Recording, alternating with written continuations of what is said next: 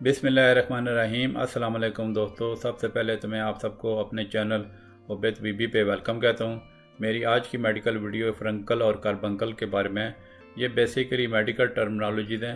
फ्रंकल जिसको आप सादा इंग्लिश में जो है ना बाइल भी कह सकते हैं, वो बेसिकली जो है ना पीप से भरा एक पेनफुल किस्म का बम्प होता है जो आपकी स्किन के नीचे जो है ना बनता है जब एक ख़ास किस्म का बैक्टीरिया आपके एक या एक से ज़्यादा हेयर फॉलिकल को इन्फेक्ट करता है।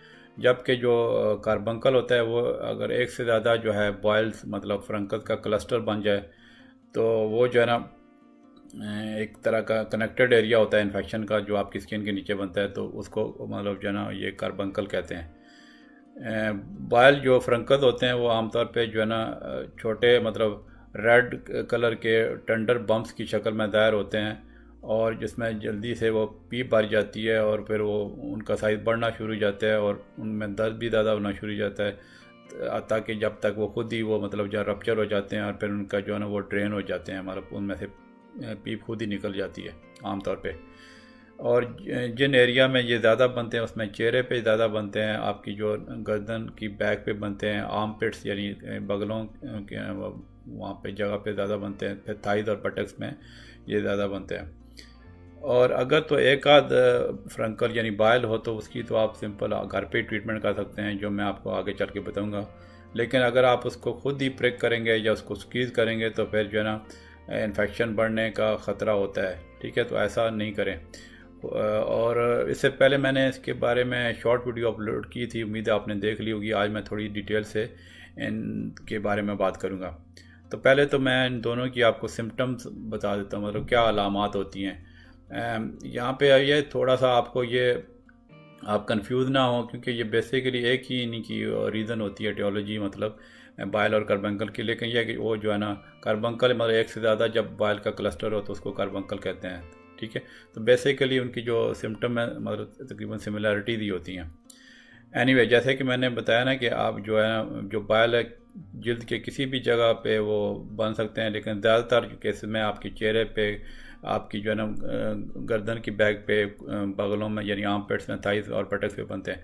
और फिर जहाँ पे भी हेयर बियरिंग एरियाज हैं, जहाँ पे आपको पसीना ज़्यादा आता है या फिर जहाँ पे फ्रिक्शन ज़्यादा होती है, उधर बनते हैं।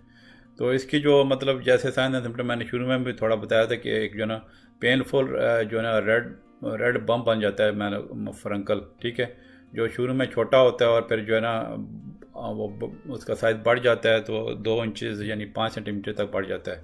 ठीक है, और फिर जो उसकी इर्द गिर्द जो जल्द होती है वो रेड हो जाती है और उसमें स्वेलिंग जो हो जाती है स्किन में। फिर यह कि ये चंद दिनों तक बढ़ता रहता है, जिसमें हमारा फिर पीप बढ़ती चली जाती है और फिर उसके ऊपर एक येलो वाइट टिप बन जाती है जो आखिरकार वो उसका खुद ही रप्चर हो जाता है और जो है ना आमतौर पे और वो उस पर उससे वो पस खुद ही ड्रेन आउट हो जाती है। तो जो कार्बंकल होते हैं, जैसा कि मैंने पहले बताया, वो बॉयल्स का मतलब एक से ज़्यादा बॉयल्स का क्लस्टर होता है। ठीक है, तो ये जो है ना इनका थोड़ा सा ये कि जो सिंगल बायल मतलब जो फरंकल होते हैं उसमें उससे ज़्यादा ये थोड़ा इनका डीपर इन्फेक्शन होता है और इनका इन्फेक्शन ज़्यादा सीवियर होता है। ठीक है, और फिर यानी कि इनके चांसेस हैं कि इनके मतलब जब वो बाद में हील होते हैं तो वहाँ पे स्कार बन सकता है। और जो कार्बंकल जो है ना उसमें यह है कि जनरली जो फ्रंकल से ज़्यादा सिम्टम होती हैं उसमें मतलब सिस्टेमिक सिम्टम्स भी हो सकती हैं, जैसे बुखार हो गया, सर्दी लगी। ठीक है, तो अगर तो एक आध बायल हो तो उसकी तो मैं जो ट्रीटमेंट आगे बताऊंगा उस पर आपको घर पे ट्रीट कर सकते हैं। लेकिन अगर आपको एक से ज़्यादा बॉयल हों या बार बार हो रहे हों, ठीक है, चेहरे पे मिसाल के तौर पे हो रहे हैं या कोई ऐसी जगह पे मिसाल के तौर पे आँख के करीब निकला हो जो आपकी नज़र पे इफेक्ट डाल रहा हो, या एकदम से वो ज़्यादा पेनफुल शुरू हो जाए, मतलब जो है ना उसकी वो रैपिडली जो है ना ग्रो हो जाए, फिर या बुखार भी हो जाए इनके साथ। ठीक है, और मतलब एक दो हफ्ते तक वो हील ना हो रहा हो तो और ये बार बार हो रहा है तो उसको आपको डॉक्टर को ज़रूर दिखाना चाहिए। ठीक है, अब मैं इसकी कॉजेज़ बताता हूँ कि किन वजह से होती है। ठीक है, तो ये जो बाइल्स होते हैं बेसिकली एक बैक्टीरिया होता है जिसको कहते हैं स्टेफिलोकोकस ऑरियस। ठीक है, जो आपकी स्किन पे आमतौर पे होता है और आपकी नाक के अंदर होता है। तो फिर जो है ना कि वो एक बम्प मतलब एक जो है ना ग्रोथ मतलब एक तरह की कह लें थोड़ा वो बन जाती है जिसके अंदर पीप जमा हो जाती है स्किन के नीचे।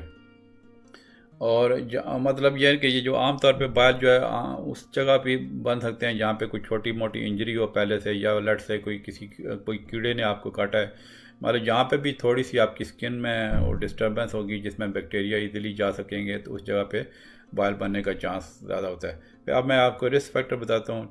इसमें ये रिस्क फैक्टर में तो ये किसी भी मतलब इवन हेल्दी यंग बंदे को भी ये हो सकते हैं, मतलब बाल और कार्बंकल, लेकिन कुछ फैक्टर हैं जिससे इनका चांस बढ़ जाता है। उसमें यह है कि अगर तो कोई आपकी किसी के साथ क्लोज इंटरेक्शन है, मतलब लट से घर में किसी को इस तरह के बाल बने होते हैं, तो आपको भी ज़्यादा चांस है बनने का, ठीक है। और अगर फिर जो डायबिटिक पेशेंट होते हैं जिनको शुगर की मतलब बीमारी होती है, तो उसमें जो ना वो उनको चूँकि उनकी बीमारी के ख़िलाफ़ क़ुव्वत मुदाफ़त कम हो जाती है, तो उनको जो है ज़्यादा चांस होते हैं इन ये जो बैक्टीरियल इन्फेक्शन का आपकी स्किन पे। फिर यह कि आपकी कोई और स्किन की कंडीशन हो, जैसे मिसाल के तौर पे एक्नी कोई प्रॉब्लम हो, तो जो ना उसकी चूँकि स्किन थोड़ी डैमेज होने का खतरा है, तो उधर ज़्यादा चांस है। वैसे मेरे चैनल पे मैंने एक बड़ी ज़बरदस्त एक्नी के बारे में वीडियो बनाई हुई है, काफ़ी तफसीलन बनाई है, तो वो जो ना आप देख सकते हैं, ठीक है। या फिर एक्जिमा मतलब जो ख़ारिश डर्माटाइटिस वगैरह की बीमारी हो, तो उसमें यह है कि उन बाल और कार्बंकल बनने का चांस ज़्यादा हो सकता है। फिर यह कि कंप्रोमाइज़ इम्यूनिटी हो, मतलब यह कि लट से कि आपका किसी भी वजह से आपका इम्यून सिस्टम मतलब क़ुव्वत मुदाफ़ा जो आपको बीमारियों के खिलाफ लड़ने की जो सलाहियत है वो कमज़ोर हो जाए, तो उसमें भी चांस ज़्यादा है। जैसे जो पेशेंट्स हैं, HIV पेशेंट्स हैं, एड्स वगैरह के पेशेंट हैं, या किसी भी वजह से इम्यून सिस्टम आपका कंप्रोमाइज़ हो जाए। तो अब इसकी मैं थोड़ी कॉम्प्लिकेशन बताता हूँ। वैसे तो इसकी एक आध बाइल की कोई ख़ास कॉम्प्लिकेशन नहीं होती, लेकिन रेयर केस में ये भी हो सकता है कि आपका जो है आपके जो मतलब उसमें जो बाइल के अंदर जो या कार्बंकल के अंदर के बैक्टीरिया होते हैं वो आपकी ब्लड स्ट्रीम में चले जाएं। तो जब ब्लड में वो जो ना वो जो स्प्रेडिंग इन्फेक्शन होता है, जिसको मतलब ब्लड पॉइजनिंग कह सकते हैं, सेप्सिस कहते हैं उसको हम अपनी मेडिकल टर्मिनोलॉजी में, तो वो जो है ना वो बॉडी में पूरी बॉडी में इन्फेक्शन फैल सकता है। मिसाल के तौर पे हार्ट में चला जाए तो एंडोकार्डाइटिस हो सकता है, बोन में इन्फेक्शन हो जाए तो ऑस्टियोमाइलाइटिस हो सकता है। तो ये तो इसकी कॉम्प्लिकेशन होती है। अब मैं इसकी प्रिवेंशन बताता हूँ, ठीक है। इसमें यह कि कोई कभी ये नहीं है कि आप इसको हमेशा प्रिवेंट कर सकते हैं, कोई इस तरह की स्ट्रैटेजी नहीं है, क्योंकि हेल्दी लोगों को भी हो सकते हैं। लेकिन ये जैसे मैंने बताया ना कि अगर आपका इम्यून सिस्टम कमज़ोर हो तो उनको ज़्यादा चांस है, ठीक है। तो बार ये कि कुछ आप एहतियातें करेंगे तो अब वो कहते हैं ना परहेज़ इलाज से बेहतर है, तो फिर इसका चांस कम होगा।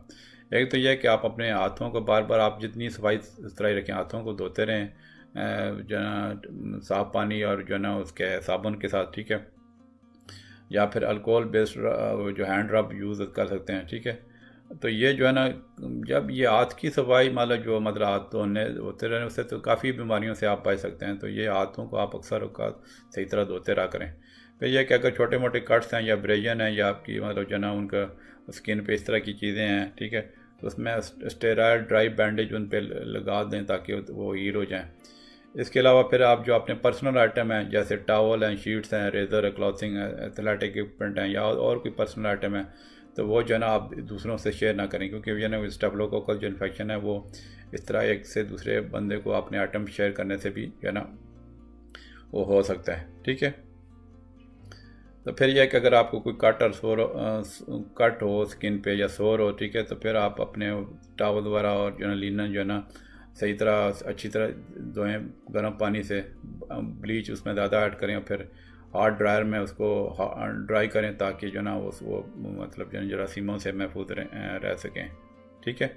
और जैसा कि मैंने बताया अपने पर्सनल आइटम शेयर ना करें, इससे इन्फेक्शन बढ़ने का खतरा होता है। अब मैं इसकी जो ना आपको डायग्नोसिस बता देता हूँ। डायग्नोसिस यह है कि जब हमारे पास ये पेशेंट आते हैं तो आपको जब वो देखते ही आमतौर पे पता चल जाता है कि ये मतलब बाल निकल आए हैं या कार्बंकल है, अगर वो ज़्यादा क्लस्टर बन गया तो। कभी कभी कुछ केसेस में जो ना वो फिर पस का उसमें सैंपल भी कलेक्ट कर सकते हैं लेबॉर्ट्री की टेस्टिंग के लिए, ठीक है।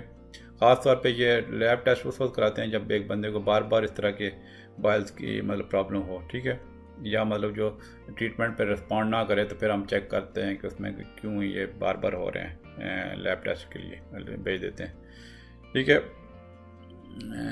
उसकी मैं बैक्टीरिया जो है ना मतलब जो है उसमें जो कुछ ऐसे हैं जो आपकी जो स्टैंडर्ड जो एंटीबायोटिक से रेजिस्टेंस दिखाते हैं, तो फिर जो ना लैब टेस्टिंग पे ये थोड़ी सी हेल्प मिल जाती है कि किस तरह का मतलब जो है ना मतलब एंटीबायोटिक वो कल्चर सेंसिटिविटी से पता चल जाता है कि किस तरह की एंटीबायोटिक वो बैक्टीरिया पे असर करेगी। अब मैं इसकी आपको ट्रीटमेंट बताता हूँ। तो एक तो यह है कि जैसे मैंने पहले बताया था कि छोटा सा बायल हो तो आप जो ना उसके घर पे ट्रीट करते हैं। अगर आप उस पर वार्म कंप्रेसेस लगा दें जिससे आप जो ना वो जिससे आपके पेन भी रिलीव हो जाएगा और जो ना आपकी नेचुरल ड्रेनेज को भी वो जल्दी हो सकती है।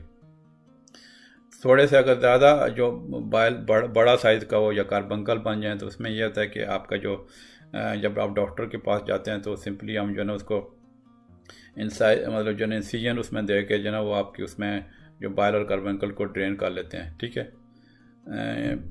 फिर यह कि अगर जो ज़्यादा डीप इन्फेक्शन हो जाए जो कम्प्लीटली ड्रेन नहीं हो सकते तो उसमें स्टेराइल गैस जो है ना वो छोड़ देते हैं। ठीक है। ताकि जो ना वो उसको जो ना वो उसमें वो जो ना आपकी जो एडिशनल जो पास उसमें वो जो जमा वो निकल जाए। ठीक है।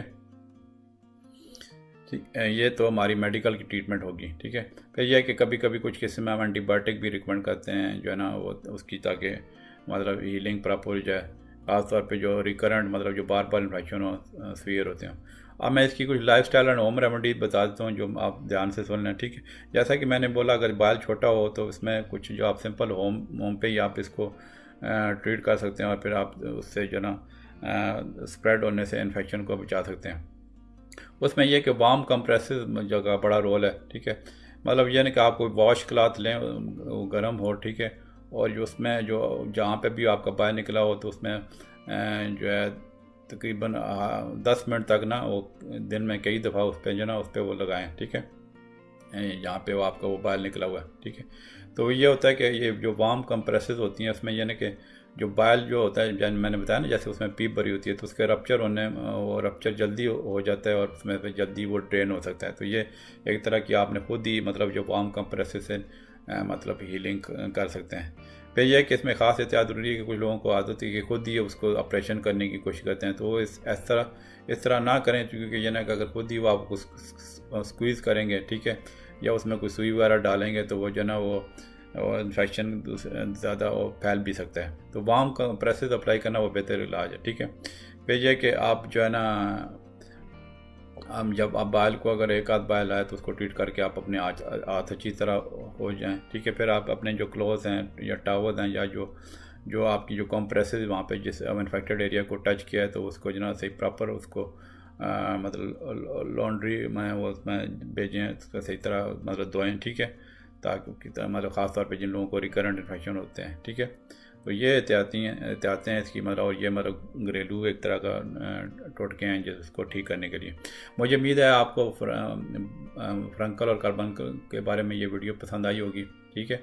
अगर आपको इस तरह की प्रॉब्लम है अगर कुछ कमेंट करना चाहते हैं जो तो आप ज़रूर चैनल पे कमेंट करें। और अगर आपको किसी और बीमारी का शिकार हैं जो वैसे तो मैंने मेरे चैनल उबैद बीबी पे काफ़ी वीडियोस मैंने अपलोड कर दी हैं मुख्तलिफ बीमारियों के बारे में। लेकिन अगर आपको कोई ऐसी बीमारी है जो आपको है या आपके ख़ानदान में किसी बंदे को है जिसके बारे में वीडियो मौजूद नहीं है तो आप ज़रूर कमेंट करें ताकि फिर मुझे जैसे ही टाइम मिला तो मैं उसके बारे में ज़रूर वीडियो बनाऊंगा क्योंकि पहले ही मैंने काफ़ी लोगों की रिक्वेस्ट पे कुछ बीमारियों के तरफ वीडियो बना चुका हूँ। चलें इंशाल्लाह ठीक है, मिलते हैं अगली वीडियो में। ओके, अल्लाह हाफ़िज़।